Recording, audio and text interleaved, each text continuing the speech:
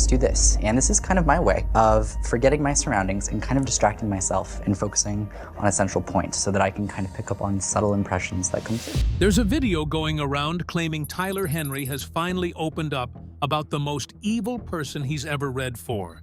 Someone from a disturbing session back in 2017 that he's allegedly kept quiet about for years. Sounds huge, right?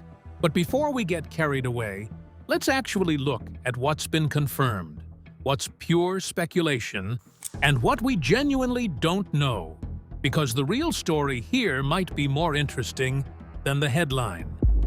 Who is Tyler Henry? If you're not familiar, Tyler Henry is the guy behind Hollywood Medium, Life After Death with Tyler Henry, and most recently, Live from the Other Side. Henry was born in January 1996 and didn't discover his abilities until around age 10, when he says he had a premonition about his grandmother's death. From there, he started doing readings for classmates and teachers in high school, charging around $40 a session, and even taught grieving classes at a local shop before he'd graduated. He landed his first major TV show, Hollywood Medium, at just 19 years old. From there, his career exploded. He's read for an enormous range of celebrities over the years: Megan Fox, Jaleel White, the Kardashians, Snooki, Jodie Sweetin, Lil' Kim, and many more.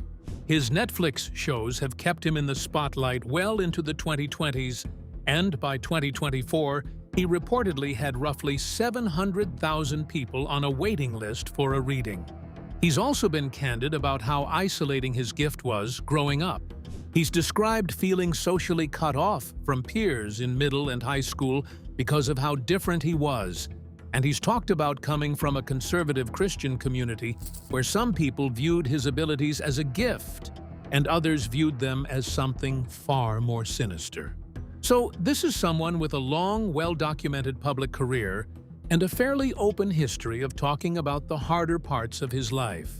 Given all of that, does a sudden, vague claim about a secretly evil client in 2017 actually fit the pattern of how he's talked about his work, or does it stand out as something different? What the video actually claims. The video making the rounds claims Tyler had a disturbing reading back in 2017 with someone he's described, allegedly, as one of the most unsettling people he's ever sat across from. According to the video's framing, he's kept the details quiet for years before now finally addressing it. Here's the important caveat. That's what the video says. It is, right now, the single source for this entire story. There's no name attached to the claim, no independent confirmation, and no second outlet reporting on it separately. That doesn't automatically mean it's false, but it does mean we should treat it the way we'd treat any unverified claim, which is carefully. It's also worth pointing out how common this kind of framing is in celebrity content generally.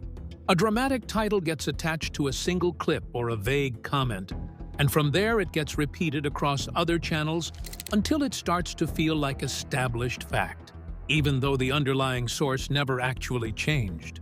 That's not a knock on anyone curious about this story. It's just how a lot of viral claims spread, and it's exactly why it's worth slowing down before repeating it as confirmed. So, is there anything else out there that supports this story? Or are we working entirely off of one video's framing? The tense readings we actually know about.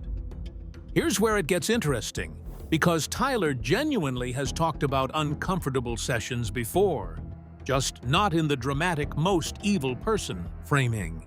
The most well-documented example is his reading with Boy George.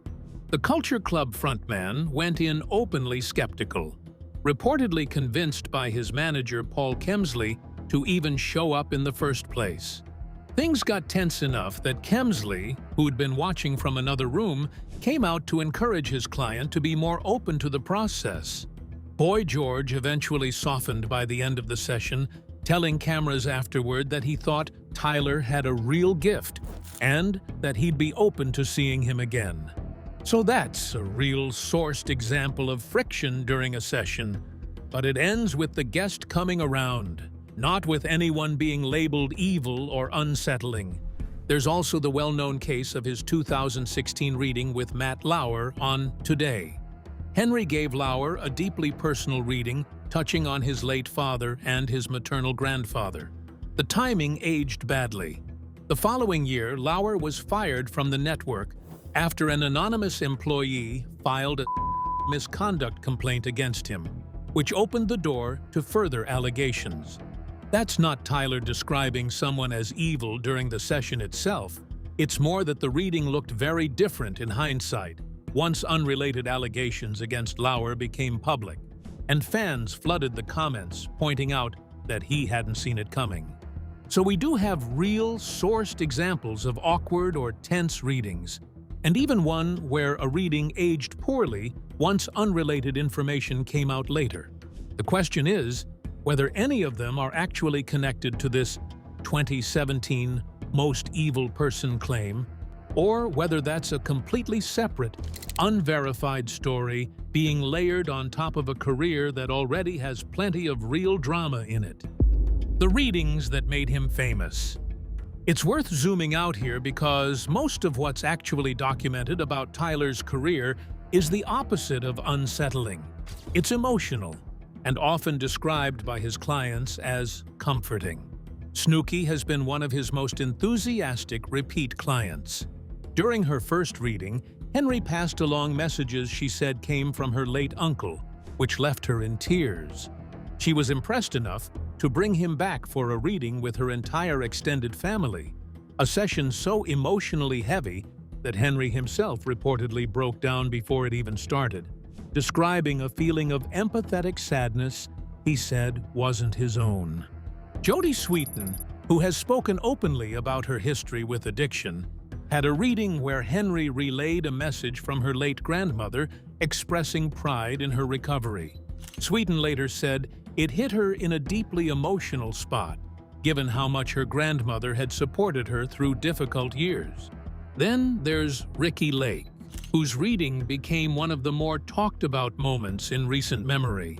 Following the devastating Los Angeles wildfires, Lake shared on Instagram that Henry had accurately described a fire connected to her months before it happened. It's worth noting, though, that according to coverage of the episode itself, Henry actually framed the fire in the past tense during the session and told Lake directly that he didn't see another fire coming when she asked, which makes the later online narrative around this reading a little more complicated than the headline version suggests. So across his career, the documented pattern really is mostly tearful, cathartic, repeat customer energy. There's also the long-running thread with the Kardashian family.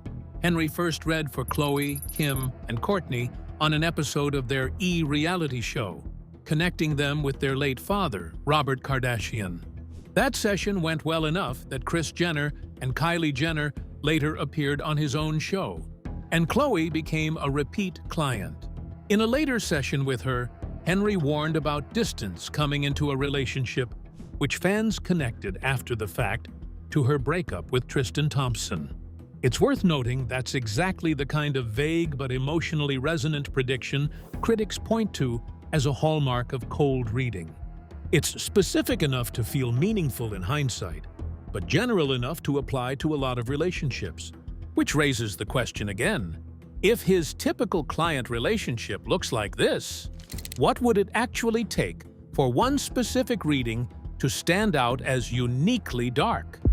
The skeptics and the fraud. Accusations. No conversation about Tyler Henry is complete without mentioning the very vocal group of people who think the whole thing is fake. This is well documented, and it's a real part of his public story, even if it has nothing to do with the most evil person claim specifically. Critics have long accused him of using cold reading techniques, tossing out vague statements designed to land emotionally with almost anyone, then letting the client fill in the specifics. Some accusers have gone further, suggesting that because his subjects are almost always famous, he or his production team could simply research them ahead of time, a practice sometimes called hot reading. One frequently cited example is his 2016 reading with a Today Show producer, where Henry referenced a man's unexpected heart attack and a tragedy involving another loved one, and the producer filled in the rest. His father had died of a heart attack and his brother had died of a substance overdose. Critics pointed out afterward that the family connection involved was easy enough to find with a basic search. Henry's own executive producer has pushed back on accusations like this directly, stating that Henry is never told in advance who he's about to read, and that production deliberately limits how many crew members even know the guest's identity before the session starts. Skeptical organizations have weighed in too. A 2024 opinion piece in the Skeptical Inquirer specifically criticized his Netflix show, Live from the Other Side, arguing that the format, meeting guests without any visible preparation, actually undermines claims of reliability rather than supporting them. A separate, frequently cited critical analysis published years earlier accused Henry of grief vampire behavior, the idea being that mediums profit by capitalizing on the emotional vulnerability of people who've lost someone. That earlier analysis actually has a name attached to it. Scientific skepticism activist Susan Gerbic published a formal critique of Henry's reading with Alan Thicke through the Center for Inquiry, arguing that flagging heart and blood pressure trouble wasn't a genuine prediction at all, since heart disease is statistically the leading cause of death for American men, meaning the odds were already in his favor. It's one of the more organized, on-record pushbacks against Henry's specific claims, rather than just general online doubt. Around the same period, an episode of Hollywood Medium featured Dr. Drew running an on-camera neural scan to see what was actually happening in Henry's brain during a session, a rare attempt to test him under something closer to controlled conditions, though the segment stopped short of settling the debate either way. Even Henry himself has been fairly open that he's not infallible. He's told interviewers he aims to be accurate roughly 80% of the time, comparing himself to a basketball player who still misses free throws but is recognized as talented anyway. He's also said publicly that he welcomes skepticism, drawing a distinction between healthy skepticism and outright cynicism, and has framed the discomfort some people feel about him as a natural reaction to something unfamiliar. There's also been ongoing skepticism around his Netflix shows specifically, with some critics online accusing the format of profiting off grief, going so far as to call it predatory toward genuinely vulnerable people. Henry, for his part, has consistently maintained that his intention is to help people, describing his ability almost as a compulsion rather than a choice. He said that if he tries to take time off, he starts to feel physically uneasy within a couple of weeks. This matters for our story because it shows Henry's career has already weathered plenty of real, sourced controversy. Accusations of fraud, accusations of exploiting grief, plenty of skeptical commentary from both critics and the audiences he reads. None of that, however, lines up specifically with the evil client narrative currently circulating. It's a different kind of criticism entirely. So given how much documented controversy already exists around his legitimacy, why would this one specific unnamed claim be the one that finally breaks through, especially with so little detail attached to it? His track record, hits and misses. Since accuracy is at the heart of every Tyler Henry controversy, it's worth actually walking through some of the documented cases because the real record is a lot messier than either side of the debate usually admits. On the eerily accurate side, there's his reading with skateboarder Rob Dyrdek back in 2016. Dyrdek and his wife were convinced they were having a girl, but Henry told him directly that he'd end up being a father figure to a little boy, which turned out to be correct. There's also his reading with comedian Margaret Cho, where he predicted she'd write a book that would become a hit, even specifying a 2-month delay in its release, something Cho later confirmed happened exactly as described. And there's the case of Alan Thicke, who was told during a reading that heart and blood pressure issues ran in his family.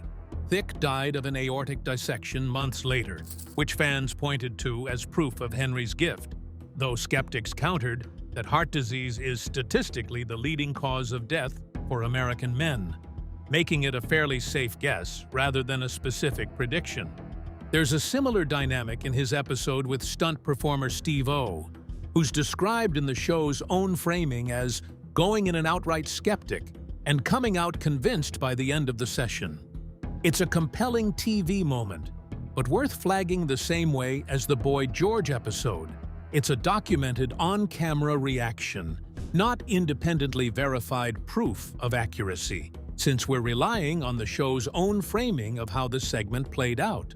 On the wrong side, there's a reading with Lil' Kim about Notorious B.I.G., where Henry suggested the rapper had a strong suspicion someone wanted him dead. A detail critics pointed out had already been publicly discussed for years and didn't add anything new to an unsolved case. There's also his 2016 comments about the presidential election, where, when asked about Donald Trump's chances, Henry said he wasn't worried. A response vague enough that outlets at the time noted it could be read multiple ways depending on which outcome actually happened. And then there's Kristen Chenoweth, whose reading became one of Henry's favorite examples of validation. He described drawing a piece of jewelry before even sitting down with her, and her family later confirmed it matched an actual piece that belonged to a deceased loved one. Henry himself doesn't pretend to bat 1,000. He said in interviews that he doesn't think getting some readings wrong invalidates the ones he gets right, comparing it to how even great athletes have an off day without that erasing their overall talent. So with a documented track record that's genuinely mixed, some startlingly specific hits, some vague misses, and plenty of room for interpretation in between, does that make a sudden, headline-ready claim about one uniquely evil client more or less believable? One thing that is well documented is how Tyler talks about discretion with celebrity clients. In an interview, he explained that when he's reading someone famous, he has to be conscious that they have a public image to maintain. Information that might be fine to say out loud for an average person isn't always something a celebrity wants made public. So he's said directly that he tailors what he shares based on what a client wants kept private. That's a real, on-record explanation for why he might be cagey about specific clients or specific sessions. It doesn't confirm anything about a most evil person, but it does explain why, in general, he wouldn't go into detail naming names or describing a client unfavorably on camera. That's just baked into how he's described his own process for years, long before this particular rumor showed up online. So if discretion is just part of how he normally operates, does that make the kept quiet for legal reasons claim more believable? Or does it actually undercut the idea that this one story is uniquely dramatic compared to everything else he's stayed quiet about? What's missing from this story? Let's be straightforward about the gaps here. There's no verified quote from Tyler using the words "most evil person." There's no confirmed identity for who this client supposedly was. There's no second source, no entertainment outlet, no other interview, no social media post from Tyler himself, corroborating the claim beyond the one video currently driving the conversation. That matters because a lot of celebrity gossip content gets built this way. A dramatic title gets attached to a vague or thin premise, and from there the internet fills in the blanks. Sometimes there's a real story underneath. Sometimes there isn't much there at all. Right now, with just one source making the claim and no independent confirmation, this falls into wait-and-see territory rather than confirmed fact. It's also fair to point out that Henry has a long history of being asked directly about difficult or skeptical clients in real interviews, and in every documented case we could find, his answers stay general. He talks about discretion, about the emotional weight of certain sessions, about clients who needed convincing. He doesn't single anyone out as uniquely evil. That doesn't prove the current rumor is false, but it does mean the claim doesn't match the pattern of how he's actually talked about his work in every interview that's actually on the record. So should this story be treated as breaking news, or as one creator's claim that hasn't been verified anywhere else yet? So here's where we actually land. Tyler Henry has had real documented tense moments on camera, plenty of real controversy around his legitimacy, a genuinely mixed track record of hits and misses, and he's been open about being careful with what he reveals about celebrity clients. But the specific claim about a most evil person from a secret 2017 reading is, right now, unverified and resting on a single source. We're not saying it's false, we're saying it hasn't been confirmed, and that distinction matters, especially with a career that already has plenty of real, sourced drama without needing to invent more. If you want us to keep tracking this story and let you know the moment anything more solid comes out, hit subscribe so you don't miss the update. And let us know in the comments, do you think there's something real buried in here? Or is this just another internet rumor running ahead of the facts?